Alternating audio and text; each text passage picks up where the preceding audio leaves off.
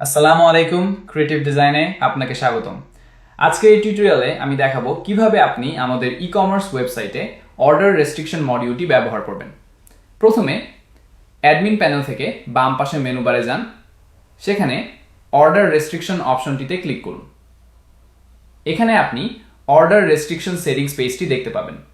এই মডিউলের মাধ্যমে আপনি খুব সহজেই নিয়ন্ত্রণ করতে পারবেন একজন কাস্টমার নির্দিষ্ট সময়ের মধ্যে সর্বোচ্চ কতবার অর্ডার করতে পারবেন। এটি কনফিগার করার জন্য অর্ডার রেস্ট্রিকশন কনফিগারেশন সেকশনে যান।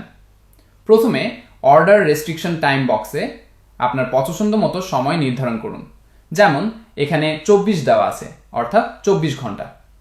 এরপর ম্যাক্স অর্ডার কোয়ান্টিটি লিমিট বক্সে ওই নির্দিষ্ট সময়ের মধ্যে একজন কাস্টমার সর্বোচ্চ কতবার অর্ডার করতে পারবে তা লিখে দিন, যেমন এখানে 100 দেওয়া আছে। এর মানে হলো একজন কাস্টমার গত 24 ঘন্টার মধ্যে একই প্রোডাক্ট সর্বোচ্চ 100 বার অর্ডার করতে পারবেন। লিমিট ক্রস করলে সিস্টেম তাকে আর অর্ডার করতে দিবে না যতক্ষণ না 24 ঘন্টা পার হচ্ছে। আপনার প্রয়োজন অনুযায়ী সময় এবং লিমিট বসানোর পর নিচে থাকা গোলাপি রঙের সেটিংস আপডেট করুন বাটনে ক্লিক করুন।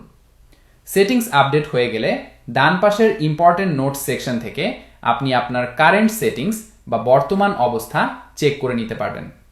এভাবেই খুব সহজে আপনি আপনার ওয়েবসাইটে স্প্যামিং রোধ করতে অর্ডার রেস্ট্রিকশন সেট করতে পারবেন। ভিডিওটি ভালো লাগলে একটি লাইক দিন, চ্যানেলটি সাবস্ক্রাইব করুন এবং নতুন নতুন টিউটোরিয়াল পেতে বেল আইকনটি অন করে রাখুন। ধন্যবাদ।